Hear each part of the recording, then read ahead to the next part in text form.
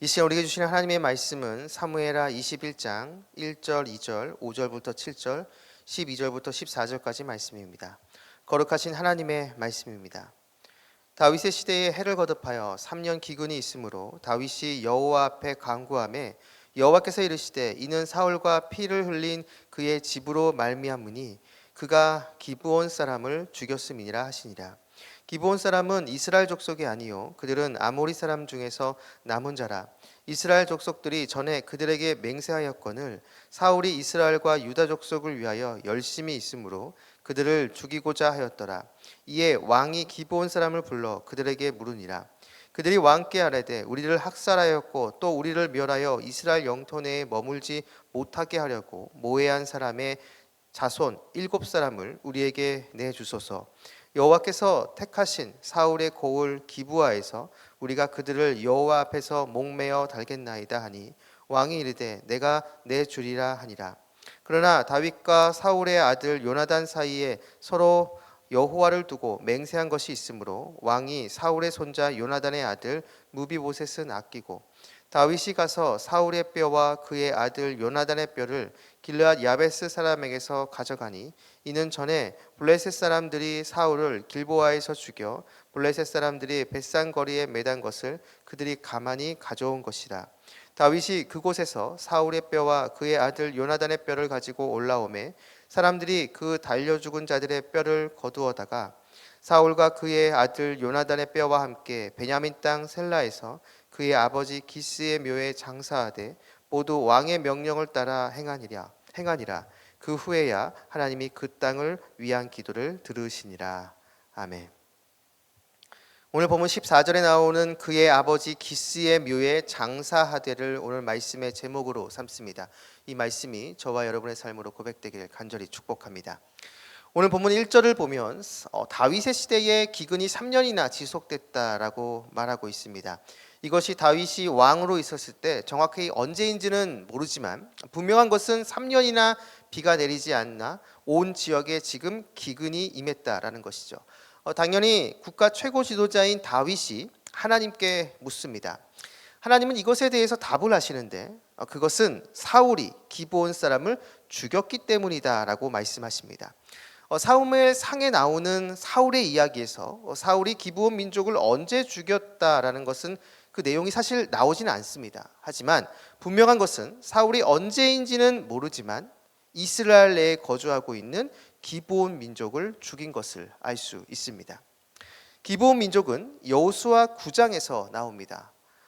여리고성과 아이성을 점령한 이스라엘 앞에 가나안 민족인 이 기브온 민족이 등장합니다. 이들은 이스라엘의 강함을 알았기에 일부러 멀리서 온 것처럼 자신들을 꾸미고 이스라엘과 조약을 맺으러 왔다라고 이야기를 합니다. 이때 여호수아는 하나님께 묻지 않고 이들의 말을 믿어서 이들과 조약을 맺습니다. 하지만 얼마 지나지 않아서 이들이 가나안 민족임을 알게 됩니다. 이스라엘은 자신들이 속았음을 알게 되죠. 하지만 그렇다고 이 기브온 민족을 죽일 수 없습니다. 이미 여호와의 이름으로 이들과 조약을 맺었기에 이들을 해할 수 없었던 것이죠. 바로 이때를 기준으로 기브온 민족은 이스라엘 내에 거주하기 시작합니다. 물론 이들이 하는 일들은 물을 나르고 나무를 패는 허드렛 일이었지만 분명한 것은 이들은 이스라엘과 여호와의 이름으로 조약을 맺은 사람들입니다. 그렇기에 이들에게 해를 가하는 것은 이 조약을 깨는 것이고 여호와의 이름을 멸시하는 것이었죠. 그런데 오늘 본문을 보면 하나님께서 지금 기근이 이렇게 오랜 시간 동안 지속되는 그 이유가 바로 사울이 이 기브온 사람들을 죽였기 때문이다라고 말씀하십니다. 그래서 그 벌로 지금 기근이 임했다라는 것이죠. 당시 고대 근동에서는 높은 직책의 사람이 신의 이름으로 맺은 조약, 그 언약을 어길 경우 그 파급 효과는 굉장히 크다라고 생각을 했습니다. 그래서 보통 사람보다 왕이 만약에 신의 이름으로 맺은 그 언약을 깰 경우 전 국가적인 재앙이 임한다라고 생각했습니다.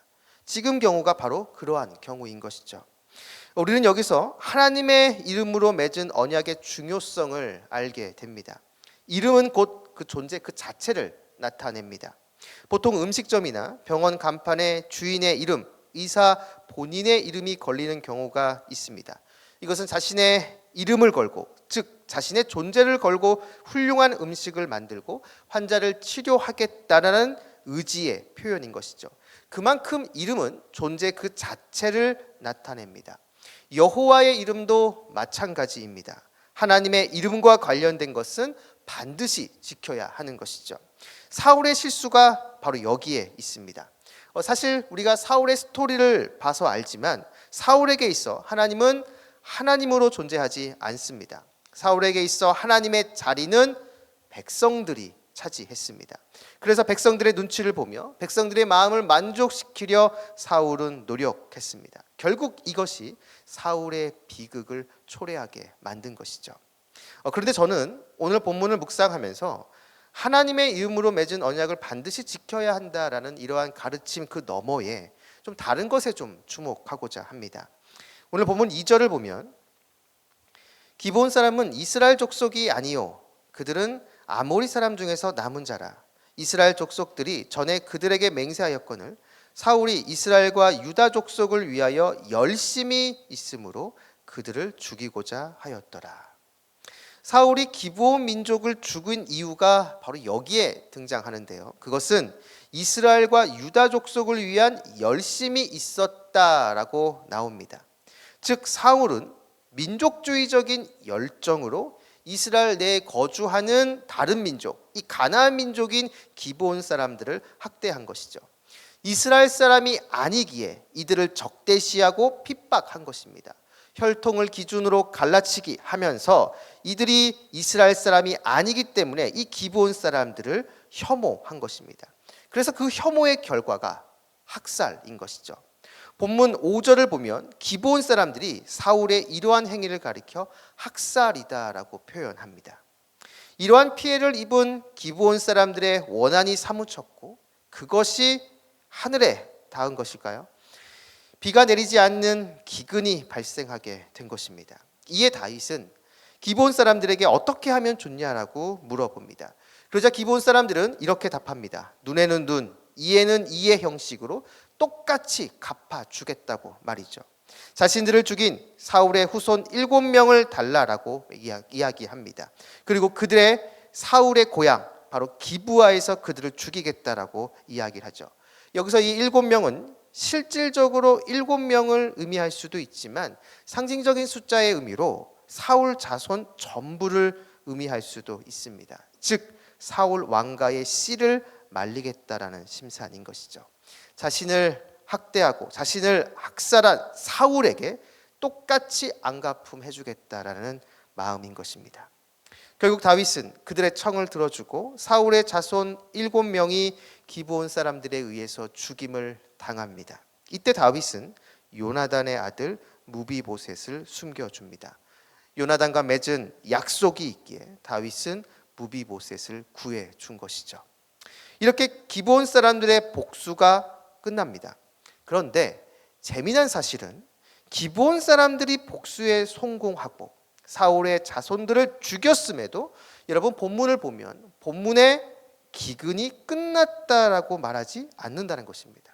계속해서 비가 오지 않습니다. 기근이 계속되고 있다라는 것이죠. 그러면 언제 기근이 끝나느냐? 본문 14절을 보면 사울과 그의 아들 요나단의 뼈와 함께 베냐민 땅 셀라에서 그의 아버지 기스의 묘에 장사하되 모두 왕의 명령을 따라 행하니라. 그 후에야 하나님이 그 땅을 위한 기도를 들으시니라. 아멘. 사울의 7명의 자녀가 죽었습니다. 그리고 난 후 다윗이 무엇을 했냐면 이 7명의 시신과 함께 전에 죽은 사울과 요나단의 뼈를 길르앗 야베스 사람에게서 가지고 옵니다. 그리고 그 모든 것을 사울의 아버지 기스의 묘에 장사합니다. 다윗이 왕이 되고 나서 어떠한 이유에서인지는 모르겠지만 사울 왕의 뼈와 그리고 요나단의 그 뼈를 바로 수습하지 못한 것 같습니다. 그러다가 한참 시간이 흘러서 기브온 사람들에게 이 죽은 사울의 자녀 7명 그리고 사울 왕 요나단의 뼈를 아버지 기스의 묘에 다 함께 장사한 것이죠. 바로 이때 본문은 하나님께서 그 기도를 들으셨다라고 말하고 있습니다. 즉 기근이 끝난 것이죠. 사랑하는 여러분, 사울은 민족주의를 앞세워 이스라엘 내에 거주하고 있는 이 기브온 사람들을 죽였습니다. 혈통적으로 이방인이라고 생각되는 이 기브온 사람들을 적대시하고 혐오한 것이죠. 그러자 시간이 흘러서 이번에는 반대로 기브온 사람들이 사울의 자녀들을 죽입니다. 복수한 것이죠. 지금 이스라엘 내에는 이렇게 서로 간의 혐오, 폭력, 복수가 난무합니다. 서로 분열되고 4분 5열 나뉘어지며 서로 원한과 복수를 품고 있습니다. 이러한 상황에서 다윗이 사울 왕과 요나단 그리고 기브온 사람들에 의해 죽은 사울의 7명의 아들의 시신을 거둡니다. 그리고 그의 아버지 기스의 묘에 장사 지냅니다. 다윗에게도 사울은 좋은 기억의 사람이 아닙니다. 자신들을 죽이려 했고 자신을 핍박한 사람입니다. 인간적인 마음에서 다윗 역시도 복수하고 싶고 힘과 권력을 붙잡게 되면 사울의 자손들을 다 죽이고자 하는 그러한 마음이 있었을 것입니다. 그러나 다윗은 그렇게 하지 않습니다. 악을 악으로 갚지 않고 선으로 갚아줍니다.